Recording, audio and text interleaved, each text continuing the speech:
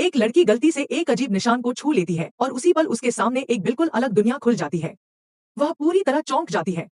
लेकिन जैसे ही वह अजीब निशान जमीन पर गिरता है, वह तुरंत धरती पर वापस आ जाती है। वह महसूस करती है कि आसपास मौजूद लोग उसे अजीब नजरों से देख रहे हैं। वह खुद को नॉर्मल दिखाने की कोशिश करती है और जमीन पर पड़े उस अजीब निशान को ध्यान से देखती है, यह पक्का करने के लिए कि यह उसकी कल्पना नहीं है।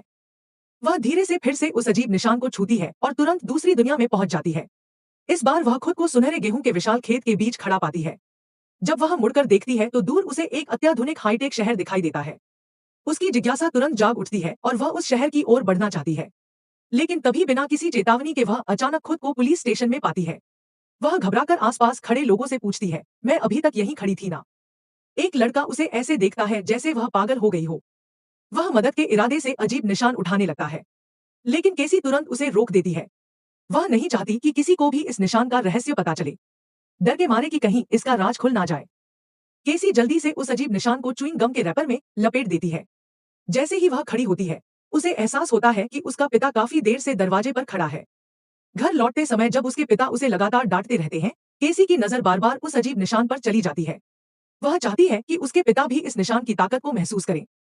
लेकिन जैसे ही उसके पिता उस अजीब निशान को छूते हैं, कुछ भी नहीं होता। अब पिता को लगता है कि केसी बस मजाक कर रही है। केसी सोचती है कि शायद निशान ने काम करना बंद कर दिया है। लेकिन जैसे ही वह खुद उसे छूती है, यह सब क्या कर रही हो? बस करो।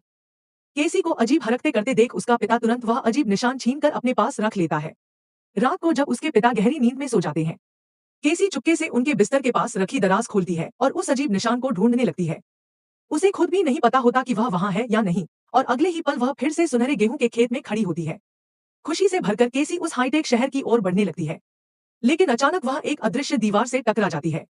कई बार हाथ लगाने के बाद उसे समझ आता है कि वह दीवार असल में उसके पिता के कमरे की दीवार है। वह दीवार के सहारे हाथ फेरते हुए चलती रहती है जब तक कि दरवाजे तक नहीं पहुंच जाती। फिर पूरे भरोसे के साथ शहर की ओर कदम बढ़ाती है और अचानक दूसरी मंजिल से पहली मंजिल पर जोर से गिर पड़ती है। वह फिर से उस अजीब निशान को उठाकर यात्रा करना चाहती है, लेकिन घर में बहुत लोग होते हैं, इसलिए वह जल्दी से अपने पिता का एक सॉक्स उठाती है और निशान उसमें लपेट लेती है। वह अपनी साइकिल निकालती है और चुपचाप घर से बाहर निकल जाती है। सड़क पर पहुंचकर वह दोबारा उस अजीब निशान को छूती है और उसे यकीन हो जाता है कि यह अब भी काम कर रहा है। सुकून महसूस करते हुए केसी साइकिल चलाते हुए आगे बढ़ती है। कुछ ही देर में वह शहर से कुछ किलोमीटर दूर एक खुले मैदान में पहुंच जाती है। लेकिन जैसे ही इस बार वह उस अजीब निशान को छूती है, कुछ ऐसा होता है जिसकी उसने कल्पना भी नहीं की थी। इस बार वह गेहूं के खेत में नहीं, बल्कि सीधे उस हाईटेक शहर के बीचों बीच पहुंच जाती है।